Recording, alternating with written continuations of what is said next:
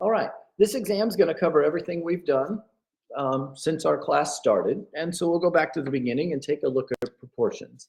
Um, what you'll see in sort of my setup here for these is, this is a problem that is similar to number one from 5.1. It's not exactly the same. A lot of times I want to at least change it up a little bit. And so you'll see a sort of an index like that with a lot of the problems, not all of them. Some are from our worksheets, and so there isn't really a place in the book to sort of tie it to. But a waitress can clean 5 tables in 3 minutes. How long will it take her to clean 28 tables? Well, we'll set up a proportion here. And so 5 tables in 3 minutes. And okay, if I have my tables on top, I want to make sure I keep tables on top in the other one. How long will it take her to clean 28 tables? Since I put tables on the top, I want to make sure I put those 28 tables on the top. And then down here is the thing we're looking for. How many minutes will it take to clean those tables? We'll cross multiply. That's how we solve a proportion. And we'll have 28 times 3 is 84. On the other side, we'll have 5 times x is 5x. And then one last step to get x by itself, we'll divide both sides by 5. These 5's cancel, and so x is 84 divided by 5, which is 16.8.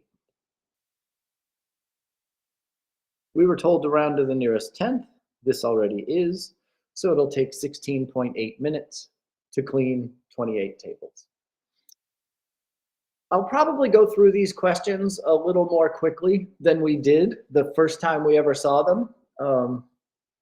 Hopefully, you see this and it looks pretty familiar and fairly comfortable. But just because I'm going through them more quickly than we did in the past, and just because we're not going to do any polling today, please don't feel like that means you can't ask questions.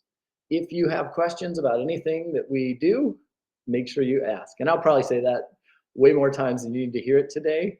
But I just want you to feel comfortable asking questions. I don't want you to feel like you're supposed to know every single thing. If you do, that's fantastic. But just in case, don't hesitate to ask. At a college, the ratio of females to males is 2 to 1. If the total enrollment is 2,400, how many students are male? And so we saw a question like this earlier in the semester where the kicker here is we don't want to use this 2 to 1 in our proportion because that is females to males. And what we have down here as a number is the total enrollment. So what we need is something involving the total. Well, if females to males is 2 to 1, then we could say that females to total would be 2 to 3. Females would be 2/3 of the total enrollment. If there's 2 females for every male, then we could say that 2/3 of the students are female. And that'd be really helpful for us here. We can go ahead and solve this and find the number of females. That's perfectly fine. We can say, well, if 2 out of every 3 students are female, then how many females are there out of the 2,400 students? Just like before, once we've set up our proportion, we can cross multiply. And what we set up here is females to total, females to total. We'll cross multiply here and have 3 times x is equal to 2 times 2,400 is 4,800. And then in order to get that x by itself, we'll divide both sides by 3. These cancel, and we'll have x is 4,800 divided by 3, 1,600. We do have to be a little bit careful here and think about what does this answer that I just found represent? Because the way that I set up my proportion, this number here is the number of female students. And this particular question said, how many students are male? So I don't just want to answer with 1,600. I've got a little bit more work to do.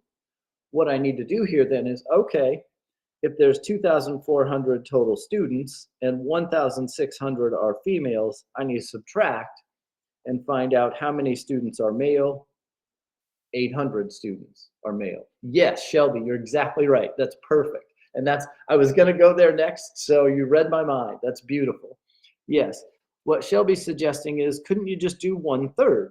And so what she's saying is, at the very beginning of this, once we set up females to total is 2 to 3, couldn't we just say, well, we can go one step further here and say that males to total is 1 to 3. And then when we set up our proportion, it's 1 out of every 3 students are male. How many males are there out of 2,400 students? And when we solve this one, we wind up with x is 800, and that's the answer we're looking for. So either one of those ways is a great way to solve this. If your first thought is, well, they gave me information about female students, so I'm going to go ahead and set up my proportion using female students, understanding that when I get to the end, I'm going to have one more step to do. Or if you're going to tell me 2 out of every 3 students is female, then I'm going to go ahead and make one more step here and say 1 out of every 3 students is male, because male is what I'm trying to find. And the proportion I'm going to set up is this one. So either of those approaches is a great way to go here. The key to these, and it was the key when we very first looked at them, is this 2 to 1 ratio here is females to males. This 2,400 is the total. So we're going to have to do something with this 2 to 1 before we set up our proportion.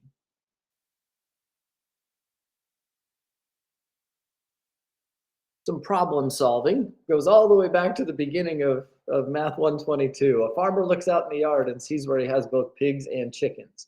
He counts 400 heads and 100 feet, or excuse me, 40 heads and 100 feet. How many pigs are there? Here, what we're going to do is we're going to set up 2 equations and use 2 variables and then solve using substitution. You can absolutely do this using trial and error if you want to. You could say there's 20 pigs and 20 chickens. That didn't work. How do I change it so it does work? Trial and error is perfectly fine.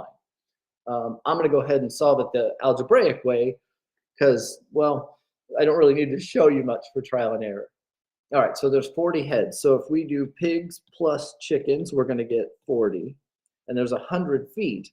So if I say, let's see, 4 feet per pig plus 2 feet per chicken, that's 100. And once I have 2 equations and 2 variables, I know I'm going to be able to solve this. So let's see. If I want to solve this, I could subtract p from both sides and say, all right, those cancel. So c is 40 minus p. The number of chickens is just 40 minus the number of pigs. And now what I can do is I can substitute that.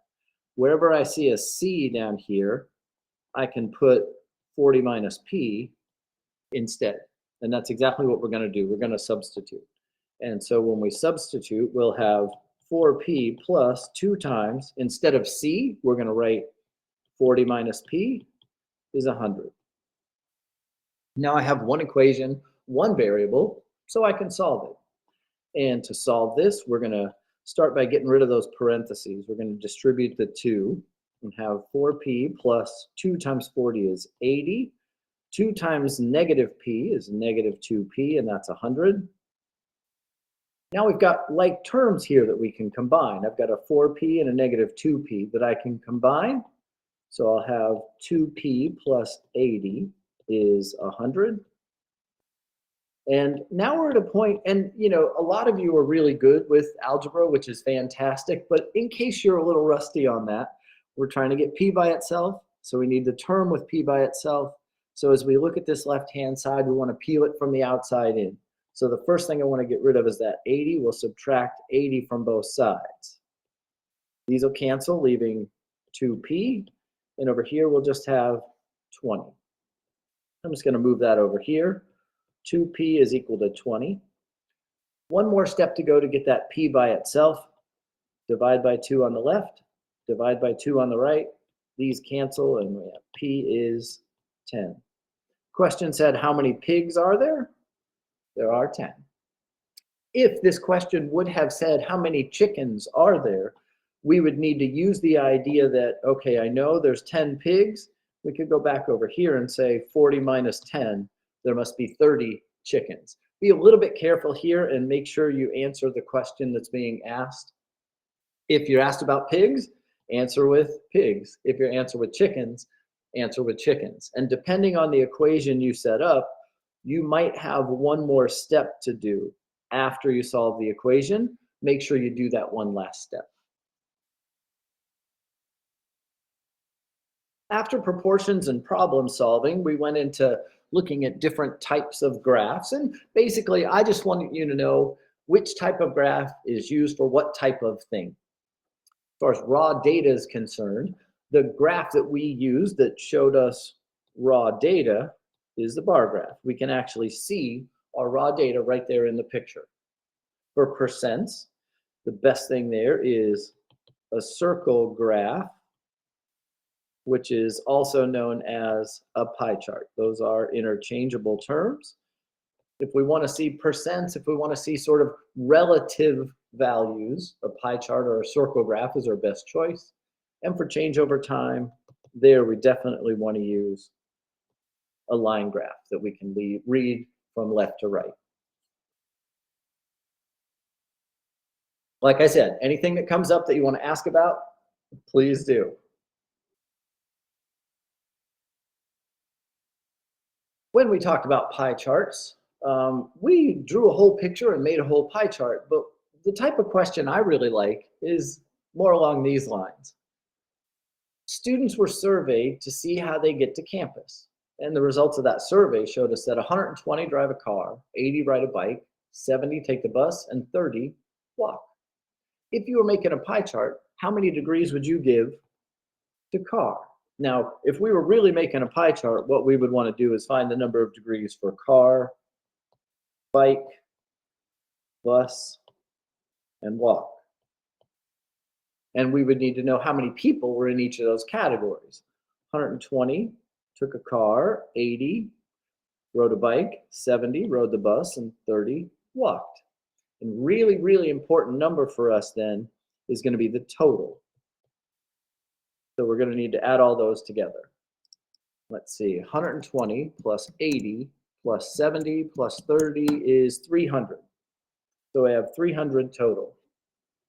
When we go to make a pie chart, what we have here is 360 degrees all the way around the circle. And we need to divide up those 360 degrees in a way that is proportional, really important word, to this data that we have over here.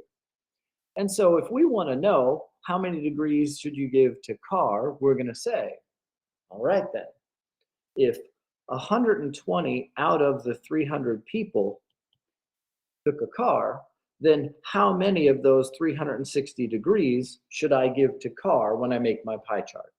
So we set up a proportion using car over total, and then how many degrees should I give to car out of the total number of degrees? And then we just need to solve the proportion, and we'll have our answer. So we'll cross multiply. X times 300 is 300x. 120 times 360, I have no idea, is 43,200. And then to get x by itself, we'll divide by 300 on the left, divide by 300 on the right. These will cancel and divide by 300. X is 144. If we were drawing our pie chart, we would go somewhere down here to 144 degrees, but really this question just said, how many degrees would you give to car? 144. That's how many degrees we would give to car.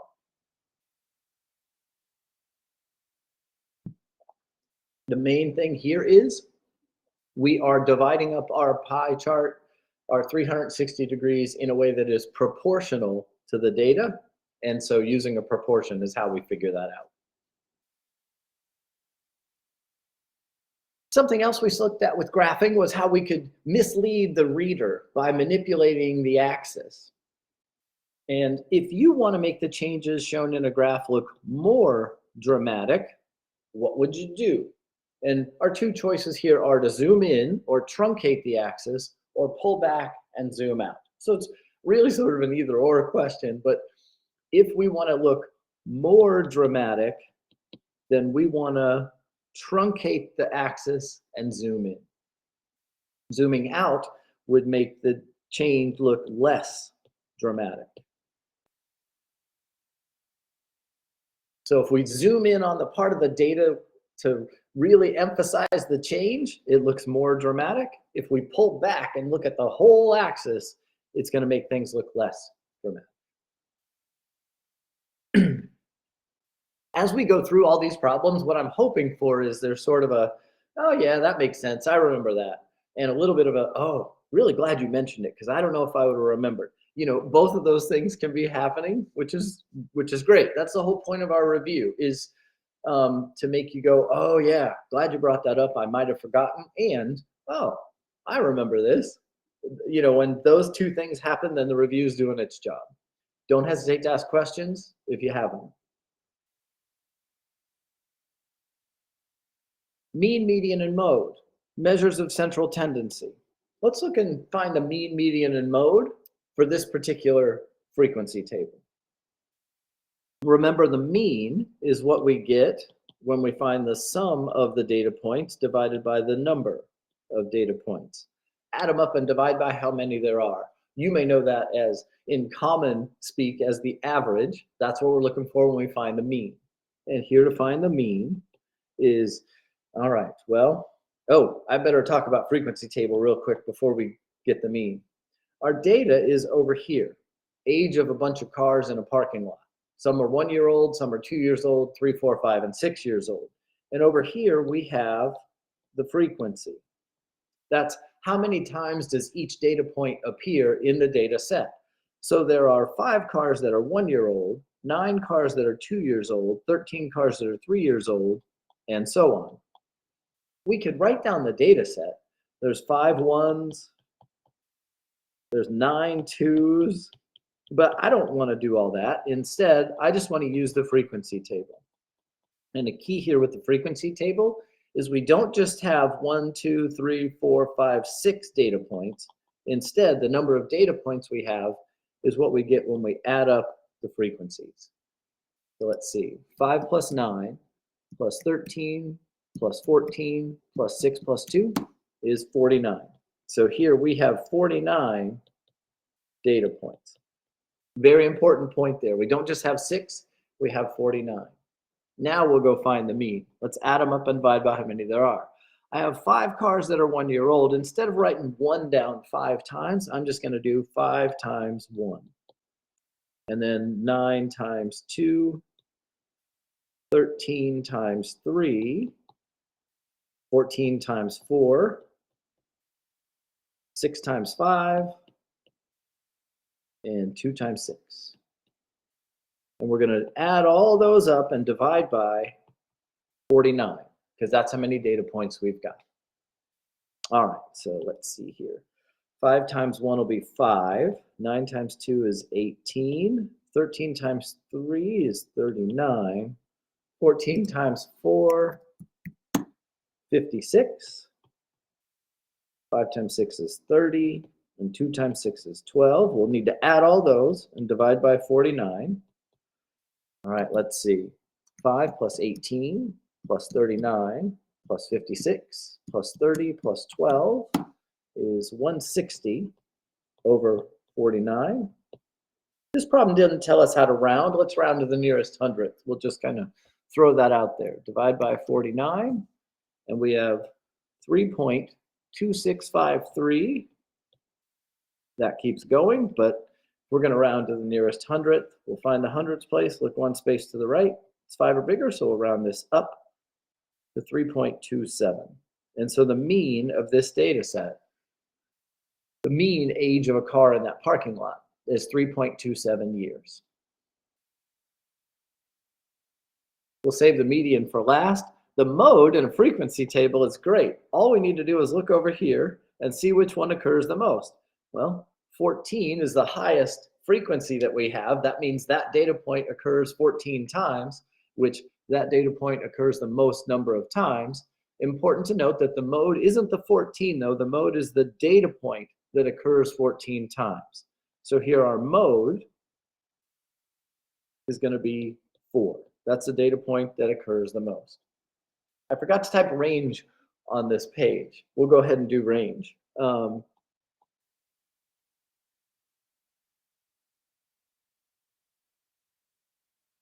range is just the highest minus the lowest. So the range here is going to be 6 minus 1. So our range is going to be 6 minus 1, which is 5. All right, I promised we'd save the median for last. Let's do that. Here we have 49 data points. That's an odd number, which means there will be one right in the middle. And then there are 48 other data points. Half of those, 24, will be lower than the median. Half of those, 24, will be higher than the median. So when we want to find the middle number in this data set, what we're going to do is we're going to start counting from the bottom. And data points 1, 2, 3, 4, 5, 6, all the way up to 24 are going to be here. And it is the 25th data point that we get to, counting from least to greatest, that will be our median. So I have 5 of these ones. So that's data points 1, 2, 3, 4, 5. I have 9 of these 2s. That's going to be data point 6 through, I'm going to count on my fingers. Let's see, data point 6, 7, 8, 9, 10, 11, 12, 13, 14. Data point 6 through 14 are there. And you can kind of double check this as you go, because 5 and 9 would be 14. So I better be at my 14th data point. And then I have 13 3s in here. So that's data point 15 through 15, 16, 17, 18, 19, 20, 21, 22, 23, 24, 25, 26, 27. So that gets me all the way to data point 27. Well, keeping in mind that I was after data point 25, the 25th data point is one of these 3s. And so the median of this data set is a 3. I had to count until I got to the 25th data point. Once I get there, I can stop counting. I know I have my median. So that's mean, median, mode, and range from a frequency table. Let me know if you have any questions on what we did there. Fantastic. Okay. We did some problem solving that involved the mean.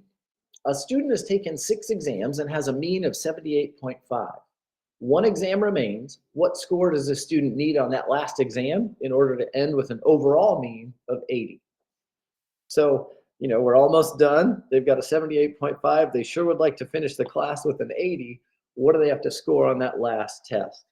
And the way we approach this is we're going to use the formula for the mean to find it. It's one of those things where finding the mean, add them up and divide by how many you have, is a relatively simple process, but this formula can come in handy for us sometimes, and definitely in a problem like this. Right now, what we know about this student is they have a mean of 78.5, and they've taken 6 exams. So the number is 6. What I don't know is the sum of all their scores. I don't know any of their scores. I don't know the sum of their scores, but I can find it by solving this really simple equation that I've set up. I'll just multiply by 6 on both sides. And let's see, 6 times 78.5 means right now, the points they have earned, so this is their points so far, is 471. Okay, they sure would like to finish with an 80. So what they're going to need to have a mean of 80. And I don't know how many points that's going to take. And here's the key part of this. After they take one more exam, they won't have taken 6 exams anymore. Now they will have taken 7. Make sure that it's that 7 for the exams after they take one more. That's an easy mistake to make here, so make sure you avoid that. We'll do 7 times 80 to see the number of points they're going to need if they want to end up with a mean of 80. And that's 560 is the sum they're going to need. Oh, sorry, I didn't put that on there. Multiply both sides by 7. These cancel, and we get the sum is 7 times 80, or 560. So this is what they need. and we're going to have to bridge that gap. So we're going to have to get from 471 to 560. So we'll just subtract to find the difference. 560 minus 471.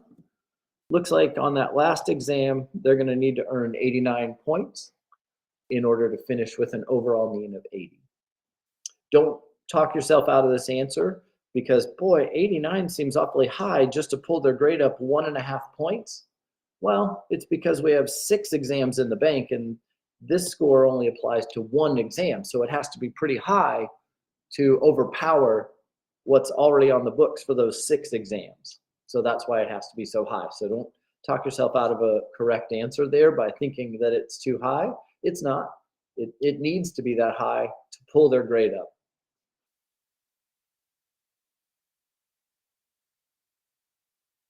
Another problem solving with the mean type of question. The mean of a set of 5 numbers is 6. If one number is removed, the mean is now 7. What number got removed? And the way that we kind of recognize, you see mean in there, it's a good, not always, not a hard, fast rule for every situation forever, but, you know, the sum of the data points divided by the number of data points might be a great place to start. And sure enough, here it is. The mean of a set of 5 numbers is 6. Okay, so you're telling me I've got 5 numbers and the mean is 6. So 6 is, I don't know what the sum of those numbers are, but I know there's 5 of them and the mean is 6.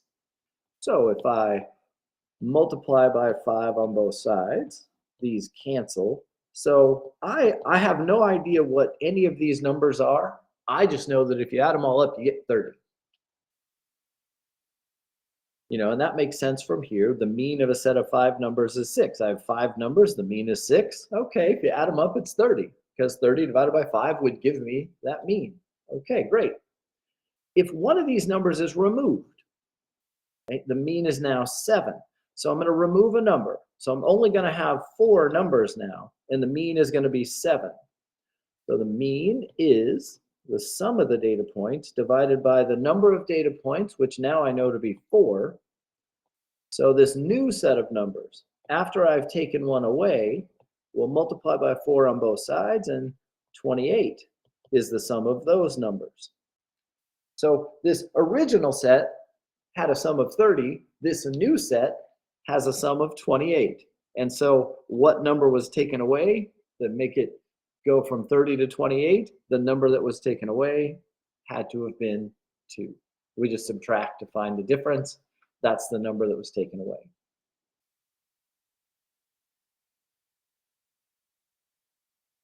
This can be a pretty complex problem because of the abstract nature of it. Just hold on to the idea that if you know 2 of the 3 parts of that formula, you can find the 3rd part. And that's exactly what we did here. Like I said before, anything comes up that you want to ask about, please don't hesitate.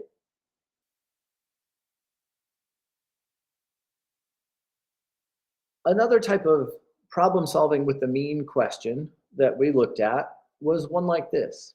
A morning section of a class consists of 14 students, and their mean score on an exam was 90. An afternoon section took the same exam, and those 27 students earned a mean score of 82. What was the overall mean score for this exam? Now, your first instinct, which I don't want you to do, might be to say, well, what's halfway between 82 and 90? I'll just find the mean of those 2 numbers and that'll be it. The reason that doesn't work is an awful lot more students contributed to this mean of 82 than did the mean of 90. So just splitting the difference and going right in the middle of 82 and 90, that's not going to work for us here. What we're going to do with this one, and you could absolutely do this using the formula for the mean, but because we have a situation here where, you know what, I've got an awful lot of data points that are all the same as each other. I have 14 data points that are 90, and I have 27 data points that are 82. This is a beautiful situation to use a frequency table for. So if I have their score over here, and the only scores I know are the 90 and the 82, And then I have the frequency over here where, okay, 14 students had that mean of 90 and 27 students had that mean of 82. Now, all I need to do to find the overall mean is just find the mean of the data given to me in this frequency table. And we did that a couple minutes ago. That's a really comfortable process. So that's what we'll do here. So, all right, if I want to find the mean here, then the mean will be, let's see, I have 14 90s. I have 27 82s, and I divide by the total number of data points. Be careful. We don't just have 2 data points. Instead of that, we have to add up the frequencies. It looks like we have 41 data points. So we'll have to divide by 41. Keep in mind here, I don't know any of the individual exam scores. Those 14 students in that morning class, I have no idea what any of their exam scores are. I just know that if you added up all their exam scores and divided by 14, you'd get 90. And so as far as how many points did they earn as a class goes, well, if we do 14 times 90, that's going to be the number of points that the morning class earned. And that's exactly what we get right here. Same thing's true of the afternoon class. All right, so let's see here. Our mean then is going to be 14 times 90 is 1,260. That's the points earned by the morning class. I don't know what any of their scores are, but if I added them all up, I'd get 1,260. In the afternoon, 27 times 82, 2,214, and that needs to be divided by 41. We'll add those points together. There were 3,474 total points earned by those 41 students. We'll divide, and 84.7317. Again, this one didn't tell us where to round. I think the hundreds place is sort of a comfortable place to go. On the exam, you'll be told exactly where to round, so you don't have to guess. It'll tell you. The problem will tell you. We did the hundreds place last time. Maybe we should do the 10th place this time just to change it up. The 10th place, one past the decimal. Look one space to the right. That's 5 or lower, so round this down to 84.7. That would be the overall mean for this exam.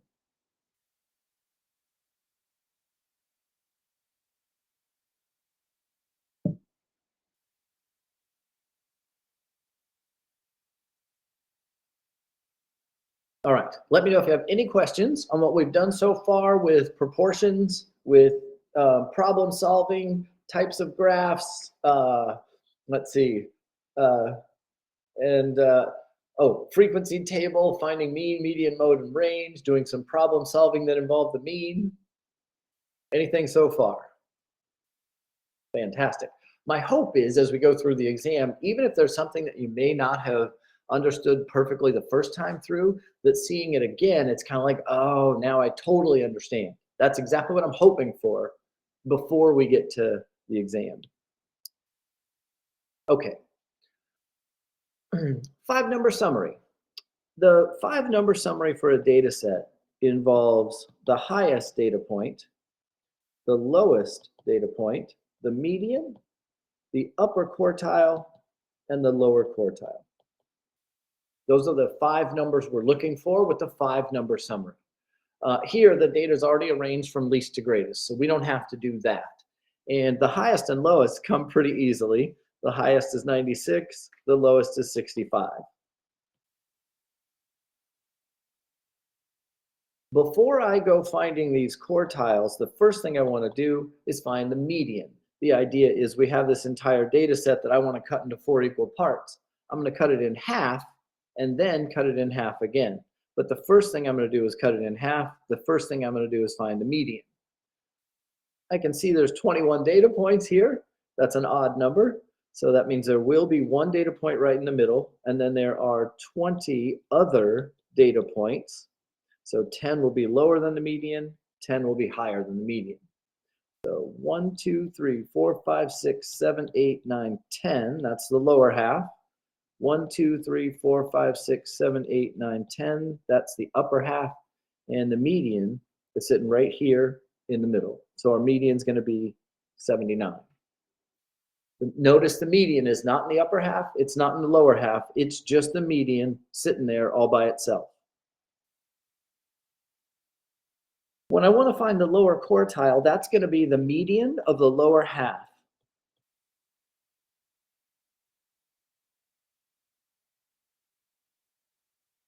So I've got my lower half right here, and that has 10 data points in it.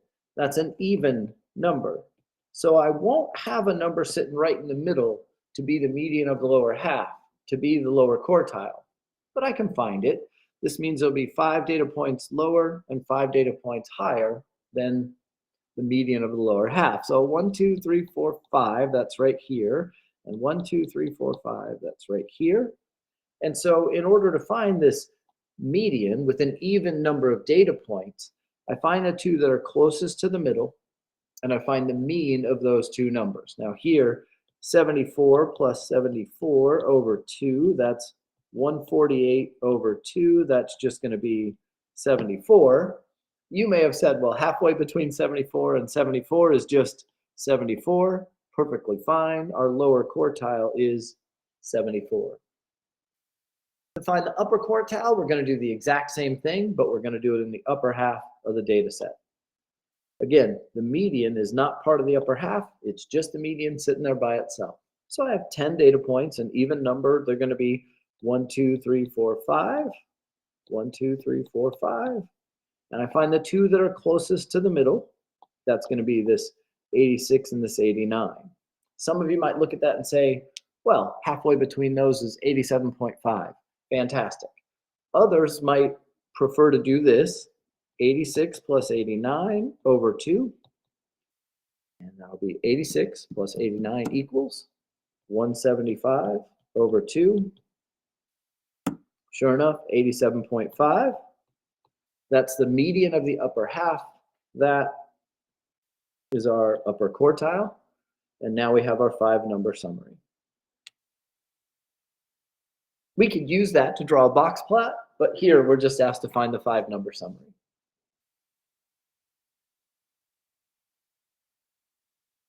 One of the ways that we used weighted averages was calculating an overall grade.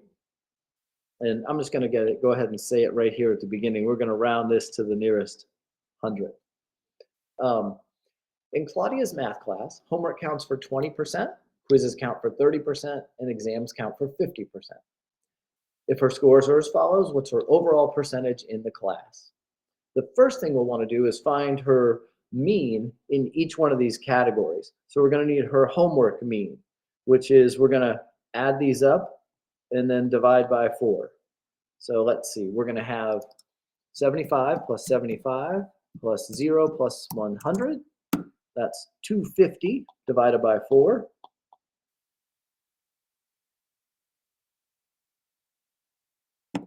.5 is her mean homework score. One thing to note, the 0 counts. That's one of her scores, so we count that. We divide by 4. We don't throw that out and divide by 3. For quizzes, we have 95, 74, and 83. So we'll need to add those up and divide by 3. 95 plus 74 plus 83 is 252 divided by 3 is 84. And then finally, there's only one exam, so the mean down there is just 88. And now we're going to put these weights to work. This is where the weights come into play. When we want the overall percentage, what we're going to do then is we're going to say, okay, so overall, we're going to have 20%. I'm not going to have room. Hang on a second. Let me move over. Overall grade. Okay, her overall grade is going to be 20% times that homework score of 62.5 plus 30% times that quiz average of 84 plus 50% times the exam score, that's 88. And now we just need to simplify the right-hand side there, and we'll have her overall grade. So her overall grade will be 0.2 times 62.5 is 12.5 plus 0.3 times 84 is 25.2, and then 0.5 times 88 is 44. Last thing we'll need to do is add those together. 12.5 plus 25.2 plus 44 is 81.7.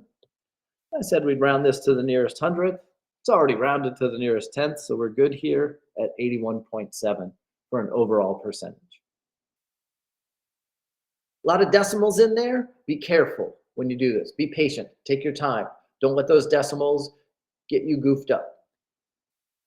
And don't do any rounding till you get to the very end. Let me know if you have any questions about that one. Okay. Another approach for weighted averages was grade point averages. Find the GPA rounded to the nearest hundredth for the following student. So this student's taking a 3-credit English class, they got an A, 5-credit math class, they got a B, and a 1-credit art class, they got a C. And point values for grades, an A is worth 4 points per credit, a B is worth 3 points per credit, and a C is worth 2 points per credit. And that's all we need for this one, given that structure. So as far as this is concerned, let's see. They had a 3-credit A. Well, an A is 4 points per credit. Oh, I'm sorry.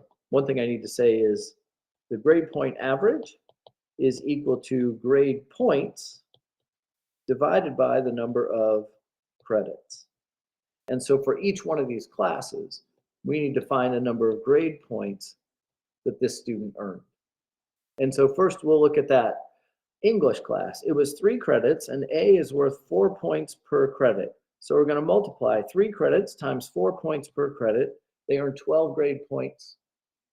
Yes, Jennifer, it will. Yeah, the exam will have the chart that shows the points per credit for each grade. Yes, good question.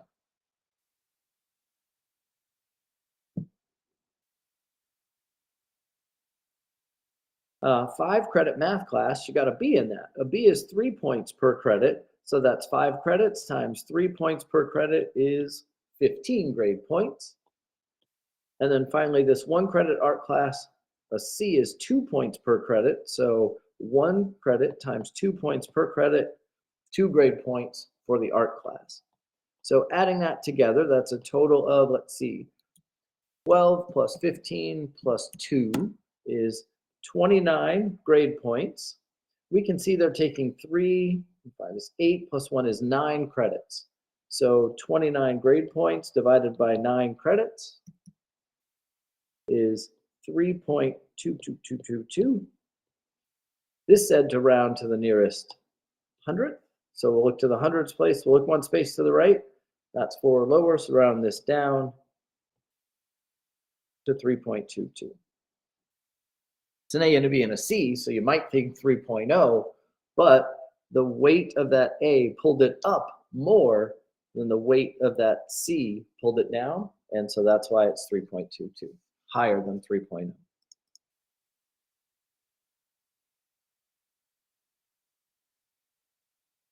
Another weighted average question that actually kind of turns into a problem solving with the mean type of question, because grade point average is kind of a mean. What I what I mean by that is, is that grade point average is the total number of data points divided by the number of credits. The formula for grade point average is very much like the formula for the mean. And so when we see a problem like this one, the approach that we're going to use is going to feel familiar to a different type of problem that we worked on earlier. Over the course of her first 3 semesters at college, Amy had taken 35 credits and earned a GPA of 2.9. She's taking 15 credits this semester. In order to bring her overall GPA up to 3.0, what GPA will she need this semester? And we'll round to the 100th. A key here is the idea that grade point average is grade points divided by credits. And it's very similar to the formula for the mean. And that's why we use the approach we use here. This is going to look very much like what we did with, you've got one more exam to take. What do you have to score on that exam? It's almost identical. So over her first 3 semesters, Amy had taken 35 credits and had a GPA of 290. We don't know how many grade points she has right now, but we can figure it out. We can use this to figure out how many grade points she has right now. Her GPA is 2.9.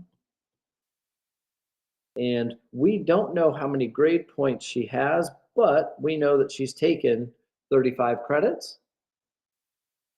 And so we just need to multiply both sides by 35.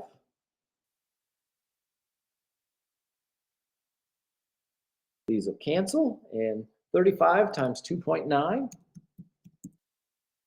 So far, she has 101.5 grade points. All right, well, what she would like to do, what she needs, and you can see how this looks very much like you've taken a bunch of exams, you've got one more to go. We've taken a bunch of credits, we have one more semester to go. What she needs, she would like her overall GPA to be 3.0. We don't know how many grade points that's going to take, but the number of credits she will have is the 35 she's taken so far plus the 15 she's taken this semester. That's a key piece in here. Make sure not to miss that. 35 plus 15 gives us the number of credits she'll have when this semester ends. And so that's 50. Okay, so the number of grade points she's going to need, we'll multiply both sides by 50. These will cancel. And let's see. So 50 times 3, 150 is the grade points she's going to need when this semester ends. We need to bridge that gap. So bridging that gap to get from a 101.5 to 150, we'll have to subtract.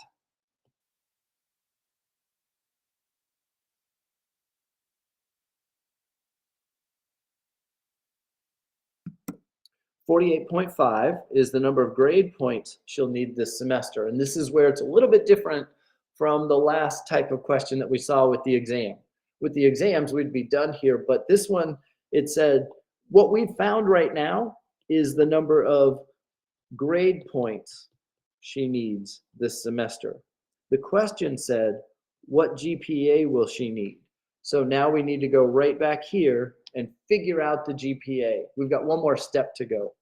The GPA she's going to need this semester is going to be those 48.5 grade points she needs divided by the 15 credits she's taking.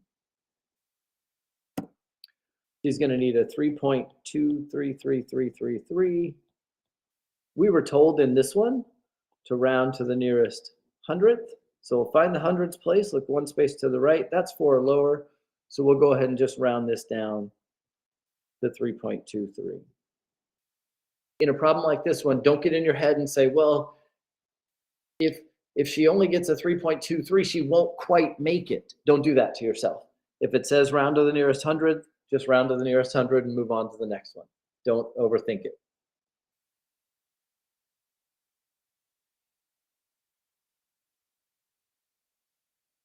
I think that is a fairly challenging question. So if anybody wants to ask about it, please go right ahead.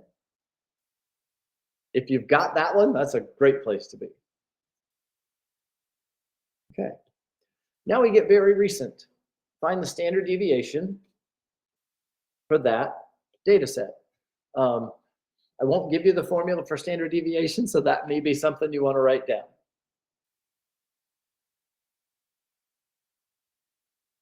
Okay, so if I want to find standard deviation, I'm going to need my data points. Here it's x sub 1, x sub 2, x sub 3. I'm going to need the mean, and I'm going to need the number of data points, which is 3. Since I know I'm going to need the mean, I'm going to go over here and find that. 19 plus 28 plus 31 over 3. So let's see, 19 plus 28 plus 31 is 78 over 3. So the mean here is going to be 26. All right. Now I have everything I need to plug in and find the standard deviation here. So my standard deviation, which you can use, it's okay to use sigma, or if you want to use SD, whichever abbreviation you're happy with, is just fine, is the square root of, all right, the first data point minus the mean squared plus the second data point minus the mean squared plus the third data point minus the mean squared, all divided by 3, because that's how many data points we've got. Kind of a big, intimidating formula at first, but it cleans up really nicely. The next step, we'll do our subtraction. 19 minus 26 would be negative 7. 28 minus 26 is 2. 31 minus 26 is 5, all over 3. And next, we'll raise everything to the second power. We'll do all our exponents. And when we do all our exponents, we'll get, let's see, negative 7 times negative 7 is 49. 2 squared is 4. 5 squared is 25 over 3. And when I say it's kind of a big, intimidating formula at first, but it cleans up nicely, this is what I'm talking about. This, a little hard to look at, but once you understand what all the pieces are, I hope it's not so bad. And even after we plug it in, it's not that great to look at. But in short order, it becomes something that's really manageable. So let's see, up next here, we're going to go ahead and add those. And we'll have 49 plus 4 plus 25. That's 78 over 3. Coincidence, I promise. 78 over 3 is 26. And then please don't forget this last step. We need to take the square root of 26 to get our standard deviation. So we'll take the square root of 26, and that is 5.0990. And that keeps going. We'll go ahead and round this to the nearest hundredth. And so we'll find the hundredths place, which is here. We'll look one space to the right. That's a good one to have come up. That's a 9, so we're going to round this up. And when we round this one up, and it's already at 9, then that has to become a 0. This gets bumped up to a 1, and we'll wind up with our standard deviation of 5.10. So because this was a 9, this had to get rounded up. It goes up to a 0, which makes this one turn into a 1. Let me know if you have questions on that standard deviation. Hopefully, reasonably comfortable. Looks harder than it is, and it's a cool thing to be working on if somebody walks by, because if they see this, it looks pretty impressive. When we looked at the use of standard deviation, the best use of the standard deviation was with the normal curve. And with the normal curve, we had the mean right here in the middle, and then we sectioned off pieces of the normal curve into 1, 2, 3 standard deviations above, and 1, 2, 3 standard deviations below. This chart's really great for us as far as solving equations involving the normal curve. You could certainly just memorize these 4 numbers and recreate it, or if you want to have it on your page of notes, that's totally fine. Let's go ahead and look at answering questions using this picture right here. That is the percent of data within each of these regions under a normal curve. A standardized test had a mean of 400 and a standard deviation of 30. What percent of the students scored above 430? What percent scored below 460? And what percent scored between 340 and 430?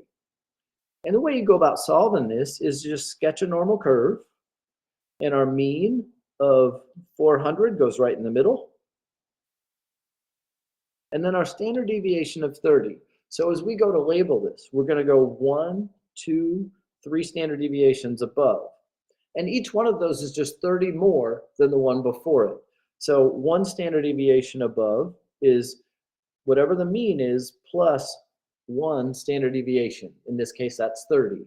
And then we'll have 460, and then we'll have 490. And on the back side, we'll have 1, 2, 3 standard deviations below the mean, which that'll be 30 lower than that, and 30 lower than that. Because I have that diagram on the other page, I'm going to go ahead and label it also. This is 400, 430, 460, 490. And on the back side, 370, 340, and 310. And now we're going to use this picture to answer some questions. What percent scored above 430? So we're looking at this part right here. Basically, we just need to find a percentage of the data that is above 430, which here's 430, so that's all these added together. 13.5 plus 2.35 plus 0.15, 16%. So what percent of the students scored above 430? 16% of them did. Second question here says, what percent scored below 460? So we're going to find 460, and we want everybody who's below that. So this is going to be a pretty big number. We can see just in our sketch that there's an awful lot of data to the left of 460. And we'll go back and we'll take a look, and here's 460, and so we need to add up all of these. All right, well, I'm just going to go from where I drew the line. I'm going to go to the left and have 13.5 plus 34 plus 34 plus 13.5 plus 2.35 plus 0.15, and that's 97.5% of the data is less than 460. If you have any questions, don't hesitate to ask them. So that'll be 97.5% of the data. I will say that some of you who are really comfortable at this, really good at this, you're like, I love these problems. These are terrific. You might see the 460 and you go, well, here's the mean, and I know half of the data is back here, so that's already 50. And then I can just add 34 and 13.5 and land at 97.5. If you're comfortable doing it that way, please do. There's absolutely nothing wrong with that. If you're more comfortable adding up all the individual regions, there's absolutely nothing wrong with that. That's a great way to go too. Either way, we end up with 97.5% scored below 460.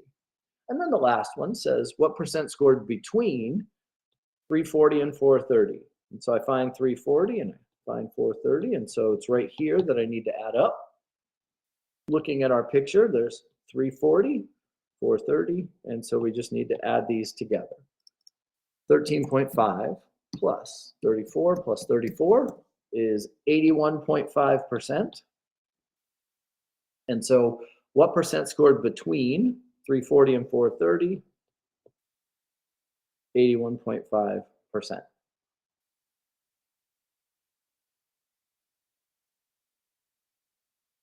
Another normal curve question, and this is from section 7.2, but Jack and Jill took different tests. Jack scored 82 on a test that had a mean of 60 and a standard deviation of 15. Jill scored 78 on a test that had a mean of 60 and a standard deviation of 9. Who scored better? And the way we're going to do this is we're going to draw a normal curve for Jack. And let's see, the mean was 60. It had a standard deviation of 15. So let's see, 1, 2, 3 standard deviations above. Standard deviation is 15, so there's 75. I go 15 from there, that's going to be 90, and 15 from there is 105. And Jack scored 82. So it's kind of hard to tell where Jack landed, but it's, you know, somewhere in here between 1 and 2 standard deviations above the mean. That's a little bit tough to answer at this point. But let's go see what Jill's setup looked like. For Jill, her test had a mean of 60, but a standard deviation of 9. So 1, 2, 3 standard deviations above the mean. There's 69. 9 more would be 78, and 9 more would be 87. And Jill scored 78 on this. So Jill scored right here at 2 standard deviations above the mean. So Jill is 2 standard deviations above the mean. Jack is, I don't know where he is exactly, but he's not at 2 standard deviations above. So that means that Jill scored better because she's a full 2 standard deviations above the mean. He's like 1.5. So she did better. Let me know if you have questions on that.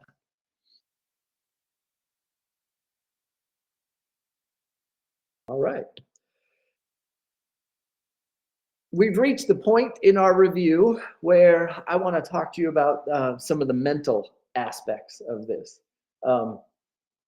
It's more of an issue of uh, of how to approach an exam.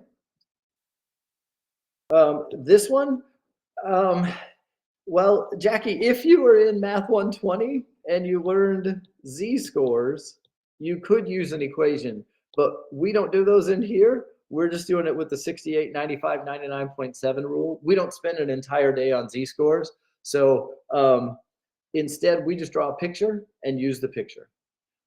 The picture should make it really clear. I'm not going to make it fuzzy. What I mean by that is I'm not going to give Jill a score like 77 and make you guess, or 76 and make you guess.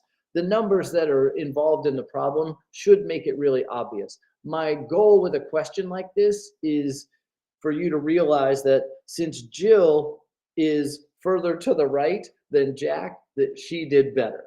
But no, Jackie, I won't put you in a position where you need to guess. Like, Jack being here at 1.5, I guess, is a little fuzzy. But if that happens, then Jill's going to land dead on one of them so that you can tell. If I wanted Jack to score better, all I've got to do is make Jill's score a 69 here, and it's obvious Jack did better. For Jill's score to be better, I leave it 78, and it's obvious Jill did better. And I hope that's comfortable. All right. When you take an exam, not just in this class, but in every class, I want you to be realistic and positive. I do not want you to be a perfectionist or to be negative. You see that you may have seen this all last semester in Math 122 if you had me as a teacher.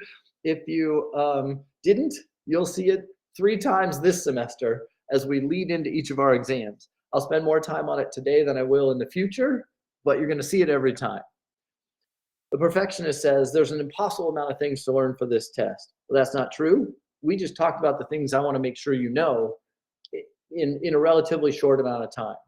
Also, the realist says, I don't need to know every question to pass. Completely true. You don't. You don't need to get every question right to earn a passing grade. I hope you get every question right. That's what I'm rooting for. But heck, you don't even need to know every question to get a really good grade. So don't put that much pressure on yourself to get every question right. My knowledge of a certain topic is shaky. That might be true. Hopefully the review today helped. And if I start studying now, I can learn what I need to know. If there were things we went through today that you feel a little shaky on, make sure you practice those before the exam happens. I don't know when your appointment is. It could be later today, but you may still have a little bit of time to kind of prepare. I always do poorly on tests. Always is a really big word. Always means every time, no exceptions. And I'm willing to bet that you've done pretty well on at least one of the quizzes in this class so far. And if you haven't, there's probably a test somewhere along the line that you did good on. And even if you do struggle in tests, well, maybe you've got a better study plan for this one than you've had before. We just went through the review. You identified 2 or 3 problems in there like, yeah, I really should practice those some more. Perfect. Make sure you do that. If I don't pass this test, I'm a failure. This one drives me nuts. This is one test in one class in one semester. Don't put more value on this one test than it's worth. It certainly doesn't define you as a person. It doesn't even define you as a student. It's one little snapshot. That's it. I'm going to pass, but if I don't, I can bounce back.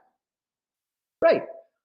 Go into this confident, thinking you're going to do really well. But even if you don't, we're only 1/3 of the way through the semester. 2/3 of the semester is still ahead of us. There's a lot of opportunities for you to improve if this one doesn't go the way you hoped. This test is going to have a trick question. I don't want it to have a trick question. I won't have one on purpose.